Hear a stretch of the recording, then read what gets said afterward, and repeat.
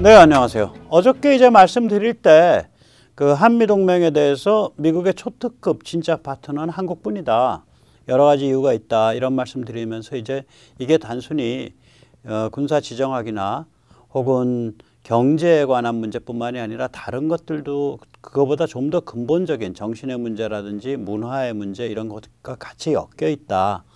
이런 말씀을 여쭙습니다. 그래서 오늘은 이 한미 동맹에 숨겨져 있는 진실을 좀 말씀을 드리겠습니다. 먼저 이제 우리가 이제 체감하고 있는 물질적인 그런 동맹 그거부터 먼저 말씀을 드릴게요.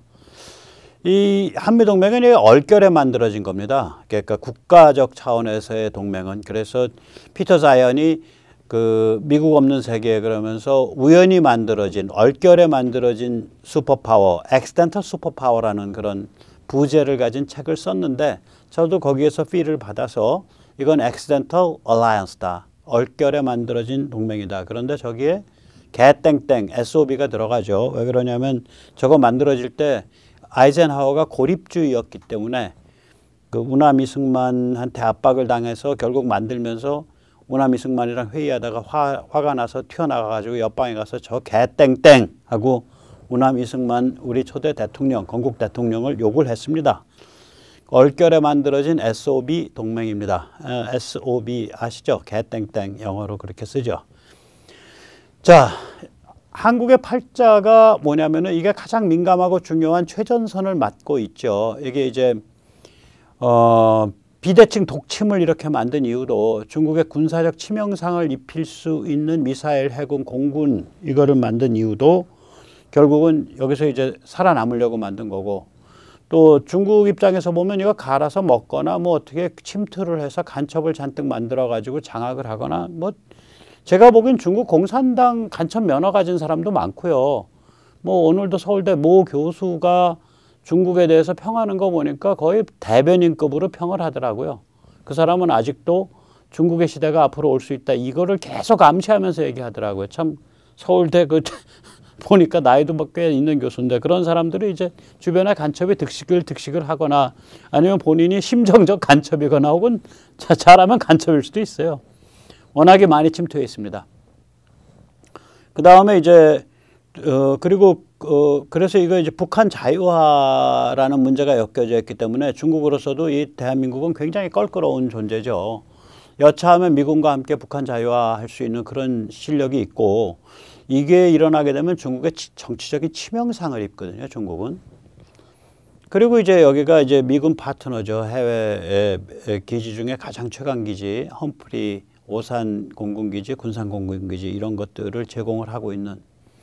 그런데 이제 한미 동맹에는 흑역사가 있습니다. 일단 1945년 2월 달에 이제 그 크리미아 반도에 있는 얄타에서 이제 회담이 열렸을 때 그 소련한테 미국이 그러니까 러시아의 영향권을 인정하겠다. 그 얘기는 뭐냐면은 그 다이렌시에 있는 그러니까 여순반도죠. 다이렌시가 있는 그 지역하고 한반도를 러시아한테 내주겠다 이 소리예요. 제정 러시아의 영향권이 거기에 미쳤던다니까. 그래서 소련한테 한반도 전체를 내주기로 밀약을 했었어요. 루스벨트가. 이거 왜 그러냐면은 이제 이 일제의 그 아주 야만적이고 사나운 그런 그 무지막지한 일본인을 상대로 해서 미군이 무수히 죽어나갈 수밖에 없다라는 생각을 하니까 이거 그런 그 사람만이 죽어나가는 그런 참혹한 전쟁은 소련이 더 잘 치르니까 소련한테 이걸 떼주려고 그랬다고요.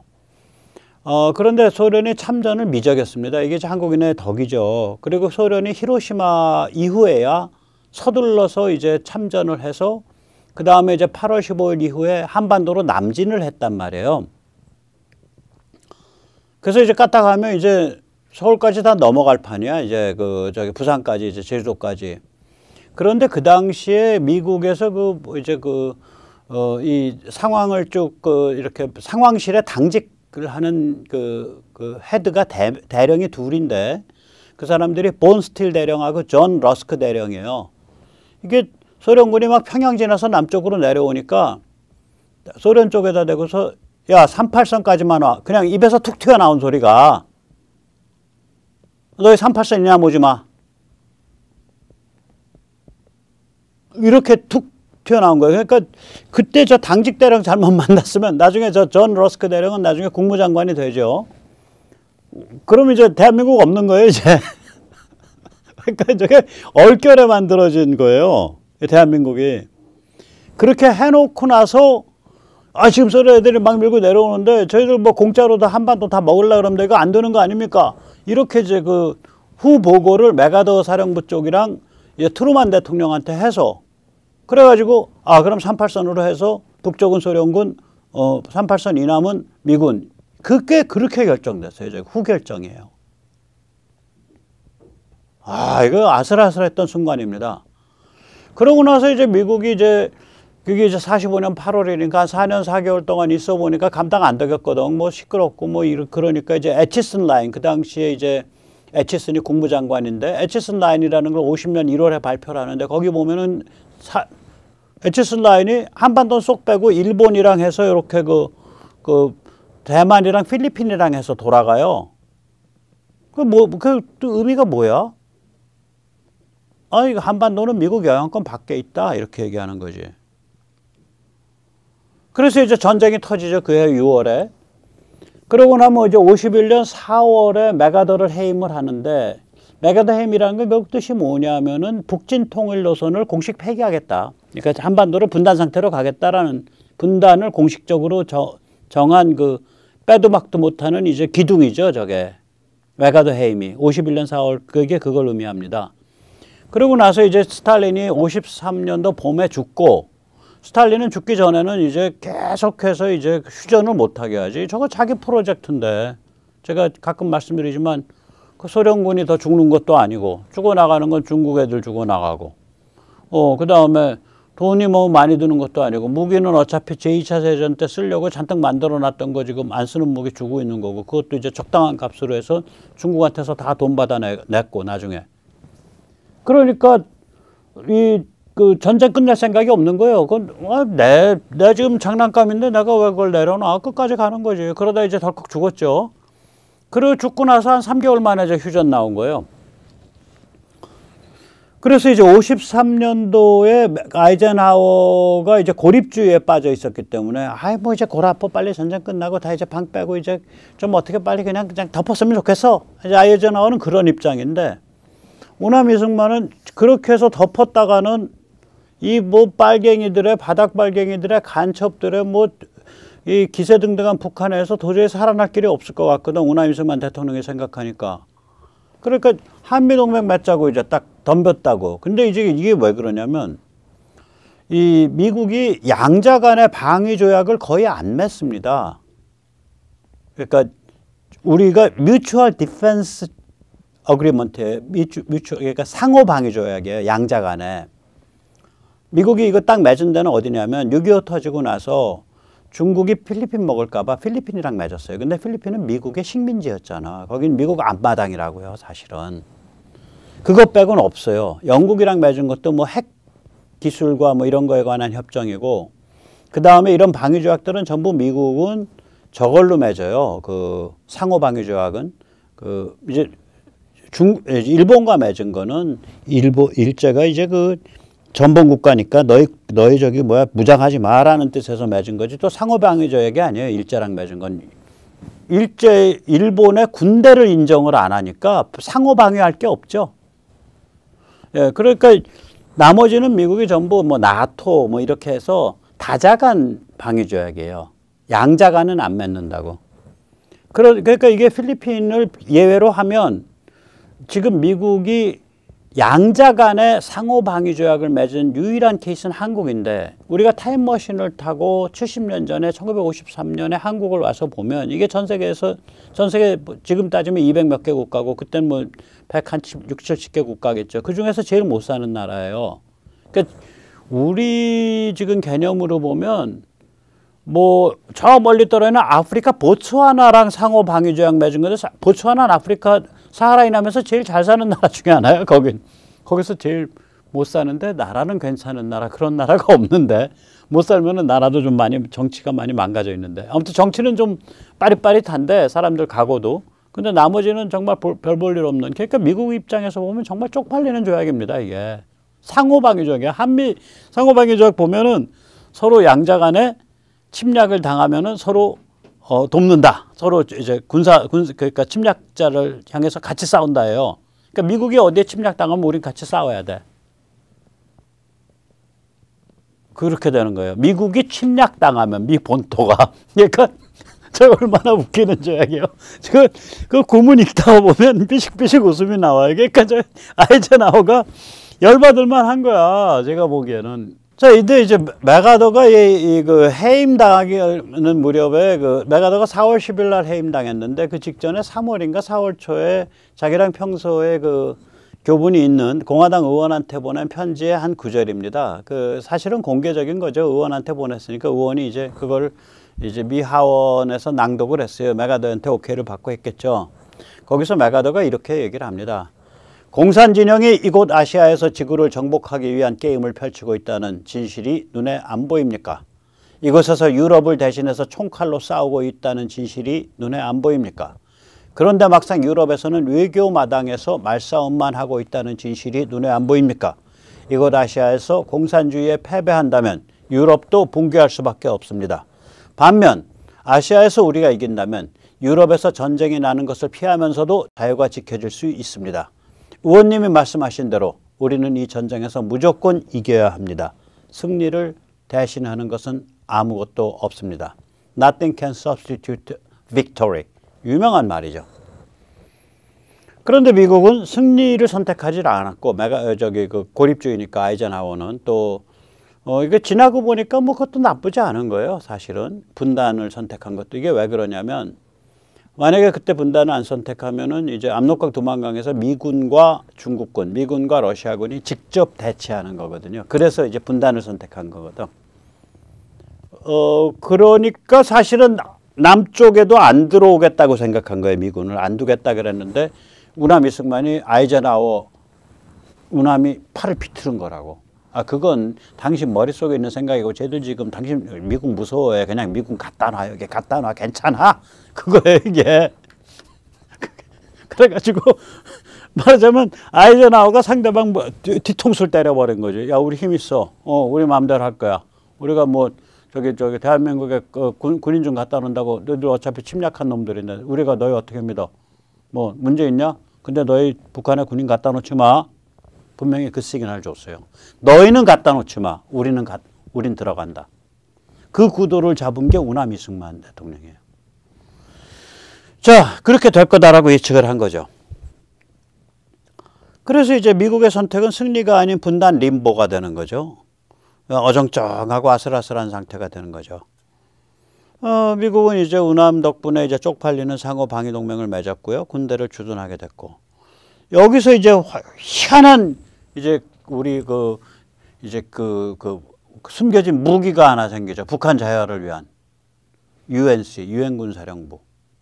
저거 이제 제가 거듭 말씀드리지만 저건 1990년대 유엔 사무총장이 공식적으로 답변을 했어요. 북한의 지리에 대해서. 유엔군 사령부는 유엔 내의 제너럴 어셈블리 총회에서도 또 안전보장이사회에서도 전혀 관리 안 한다. 그것은 오로지 미국이 관리한다.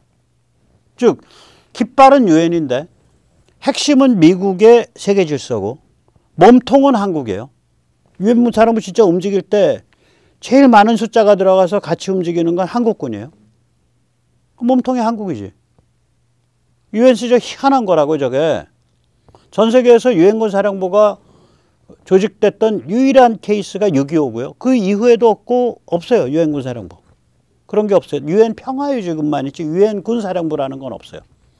저게 휴전 상태이기 때문에 계속 존재할 수 있는 거예요. 휴전 상태니까. 그래서 문재인이가 종전으로 바꾸려는 건 타겟은 유엔 군사령부였다고요. 흉악한 자지.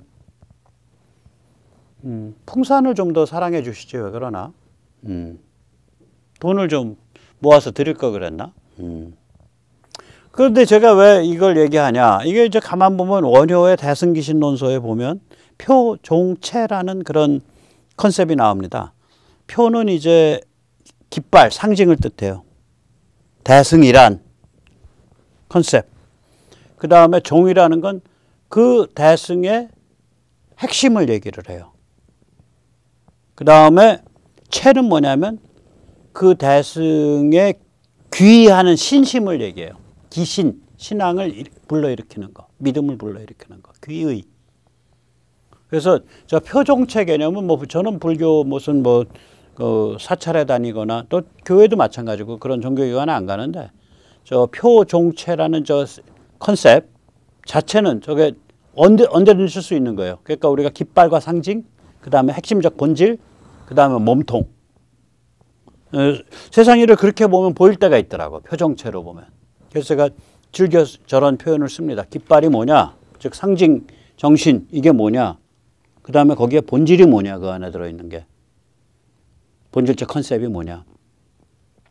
그 다음에 그것을 현실화시키기 위한 그 에너지, 다이내믹이 뭐냐?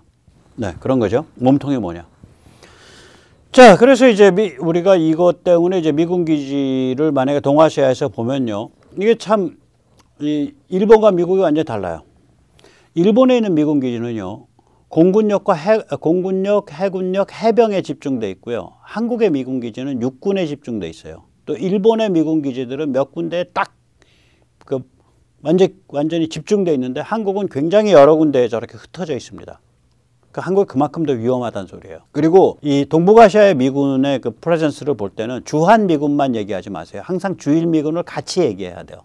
저게 우리 지리 개념에서는 일본에 있는 미군은 미군이고 우리는 우리고 한데 저게 미군 운용의 관점에서 보면 사실은 괌까지 포함해서 그냥 하나예요. 그 사람들의 그 공간 개념에서 보면.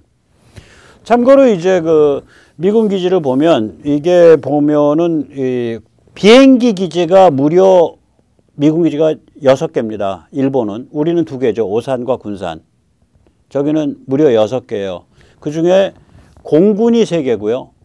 미사와 그러니까 저기 혼슈 맨 위에. 그다음에 요코다. 그러니까 그게 도쿄 부근. 그다음에 카네다. 오키나와에 있는 거. 그렇게 해서 3개가 공군 기지고요. 제가 전에도 말씀드렸지만 이제 그 농담에 세계 1위의 공군이 어딥니까? 네, 미국 공군이죠. 네, 그럼 세계 2위의 공군은 어딥니까? 네, 미국 해군입니다. 이게 맞거든요. 이러면 그 항모 전단이 뭐 10개, 11개 이렇게 되니까 거기에 있는 비행기 다 따지면 한 800대, 1000대 되잖아요. 그러니까 미국 해군이에요. 2번째. 세계에서 2번째 강한 공군은. 그 다음에 마지막 가면 그러면 세계에서 3번째 강한 공군은 어딥니까? 글쎄요. 어쩌면 미국 해병대 항공단이 될 수도 있는데요. 그렇게 말할 수도 있어요. 물론 해병대 항공단이 규모가 작아서 말은 그렇게 못하지만 해병대 항공단이 그러면 야, 거기 헬리콥터만 있잖아. 아닙니다. F-35B가 미국 해병대의 비행기입니다. 그래서 엊그저께 우리 훈련할 때 그 비질런트 훈련할 때 왔던 F-35B가 미국 해병대 비행기였잖아요. 그래서 보면 공군기지가 무려 6개가 있습니다. 그러니까 3개는 미국 공군의 공군기지고요. 아스키는 미국 해군의 항공기지고요. 이게 공군기지예요. 우리 컨셉으로 보면. 그 다음에 이와쿠니하고 후텐마는 해병의 항공기지입니다. 해병의 항공기지. 해병 공군기지. 뭐 우리말로 하면 좀 이상하죠. 말이 꼬이죠. 그 다음에 그와 별도로 아주 본격적인 해군기지가 2이 있죠. 네, 저기 그 도쿄에서 좀 내려와서 요코스카 거기에 하나 있고 그 다음에 저기 큐슈에 하나 있습니다. 한반도 딱 마주 보고서. 그러니까 저기가 우리 제주 강정기지 그 다음에 저 진해랑 딱 삼각형 이루는 거예요. 사세보. 굉장히 많이 집중되어 있고요. 앞으로 이제 러시아가 패망을 하고 동유럽 자유벨트가 중무장을 하는 한 3, 4년 후쯤 되면 중무장 끝나는 3, 4년 후쯤 되면 아마 병력이라든지 기타 등등이 그 전에도 미군이 여기에 많이 집중될 거예요. 이 동아시아, 괌, 이 라인에. 자, 그래서 이제 미국의 우리가 이런 그러니까 이 군사 지정학적으로 가장 민감하고 가장 위험한 곳에 우리가 최전선, 자유와 문명의 최전선 역할을 하고 있다는 게 하나 넘버원. 2번째, 우리가 너무 잘 알다시피 자유민주주의 무기창이죠. 아스널 오브 디모크라시죠. 이 가성비 갑 무기로 유럽의 자유벨트를 중무장시키고 있죠. 유럽 자유벨트라는 건 제가 붙인 말이고요. 여기서 이제 그 약간 진한 색깔, 저게 이제 자유벨트죠. 에스토니아, 리투아니아, 라트비아, 그 다음에 폴란드, 우크라이나. 그리고 이제 저 지도에는 안 나와 있지만 핀란드, 노르웨이. 그리고 이제 조금 더 확대해주면 사실 발트해를 둘러싸고 긴장이 있기 때문에 덴마크와 스웨덴이 들어갑니다. 그리고 후방에 있는 나라들이 체코, 슬로바키아, 헝가리, 루마니아, 불가리아, 그리고 약소국으로서 몰도바, 조그만 나라. 근데 기본적으로 루마니아인들이 대부분을 차지하고 있는 그런 나라죠. 자, 그게 이제 후방에 있는 나라들이죠. 자, 여기가 중무장을 하게 되면, 특히 좀 색깔 진한 저쪽으로 중무장을 하게 되면 이제 단기적인 효과는 뭐냐면 패전 이후 러시아를 억제해서 가두게 되죠. 중장기 효과는 뭐예요? 가둬지면 발효하죠. 우리가 그릇 다 열어놓으면 술도 안 익고 김치도 안 익죠. 그릇을 꽁꽁 닫아놔야 술도 있고 김치도 있고 뭐 이러죠. 그러니까 발효는 가둬야 된단 말이에요. 그럼 발효하게 되면 발효한다는 건 뭐냐? 러시아가 자유를 향해서 천천히 표류해 오죠. 그 러시아의 그 사나운 슬라브 제국주의자들, 극우 나치, 루소 나치들 이거를 극복해내면서 러시아가 이쪽으로 시간이 걸리면서 천천히 표류하겠죠. 왜냐하면 뻗어갈 길이 없으니까. 그거 외에는 살 길이 없으니까. 꿈을 못 꾸니까 망상을.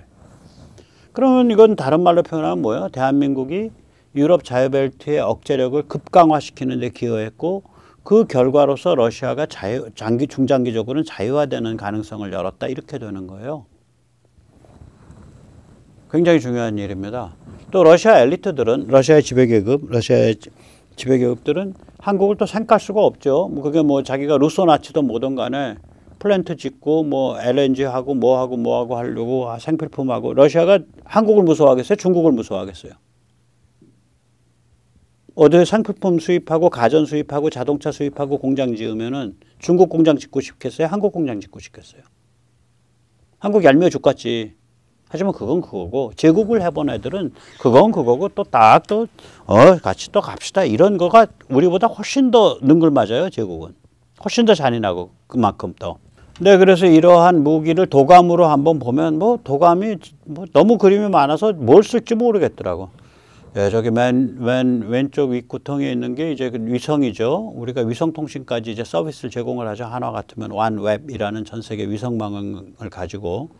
그 다음에 이제 KF-21인데, 오늘 좋은 일이 있었죠. KF-21 2호기가 드디어 또 이륙을 해서 잘 날아다닙니다. 그 다음에 이제 그 옆에 있는 게 FA-50, T-50이고요. 그 옆에 있는 게 이제 KT-1, 그거에서 무장을 채우면 KA-1, 웅비라는 애죠.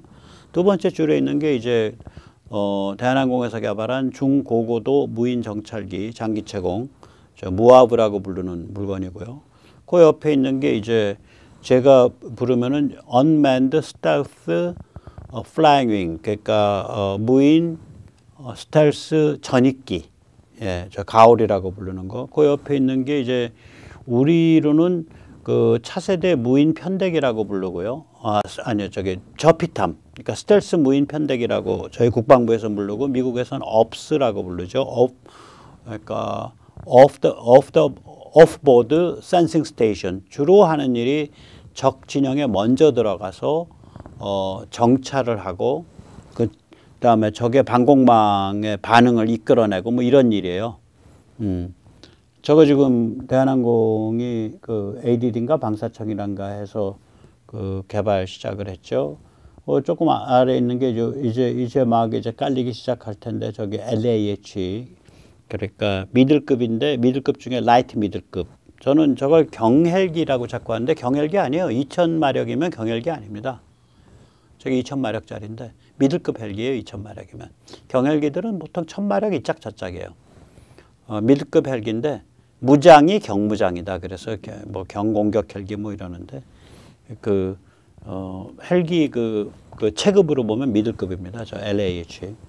그 다음에 이제 그 슈퍼 미들급 4000마력쯤 내면 저게 슈퍼 미들급이거든요. 수리온이. 우리가 수리온 저거 우습게 보면 안 돼요. 요번에 특히 이제 변속기 국산화해가지고 저거 갈아 끼우고 또 비행 자동 제어도 그때 같이 갈아 끼우고 그러면은 저거예요. 저 급이 블랙호크급이에요. 저 우습게 보면 안 돼요. 수리온. 괜찮아질 수 있는 거예요. 그 다음에 이제 저게 K9 자주포 세 번째 줄에 맨 왼쪽 그 옆에 있는 게 이제 K2 전차를 하려 그러니까 좀 심심해서 K3 전차 그림 나와 있는 걸 썼고요. 우리가 지금 K2 전차를 대량으로 판매하고 있으니까 가성비 좋고 아주 성능이 좋은 차세대 전차는 한국제가 될 수밖에 없어요. K3가. 아마 현대로템이 개발 아마 대성공할 겁니다. 그리고 이제 요새 아주 이쁨 많이 받고 있는 AS 그 장갑차, 레드백 장갑차. 예, 그리고 이제 그 옆에 오른쪽에 있는 좀 멍청하게 생긴 것 같은데 날개 있는 게 저게 무시무시한 장거리 순항 미사일이죠. 아음속, 철룡. 그러니까 저거의 원형이 타우루스 미사일이죠. 예, 그 다음에 그 타우루스 미사일과 비슷한 스톰 섀도우를 지금 폴란드에서 그 수호이 27에 매달 수 있도록 지금 손보고 있다는 거 아니에요? 왜 그러면 우크라이나가 보유하고 있는 수호이 27에서 저걸 쓸 수 있도록 저걸 쓰는 순간 저게 무슨 얘기가 되냐면요. 우크라이나 안에 또 크리미아 안에 들어와 있는 러시아군은 도관에 든 쥐가 됩니다. 저걸 쓰면은 케르치대교 완전히 무너져 내려요. 그러니까 또 그 다음에 철도 같은 거 이런 거 완전 저 한두 방 맞아버리면 철도 같은 거 이제 복구가 불가능할 정도로 망가져버려요. 그러니까 미국이 저 카드 만지작거리고 있는 거라고요. 야, 너희 말이야.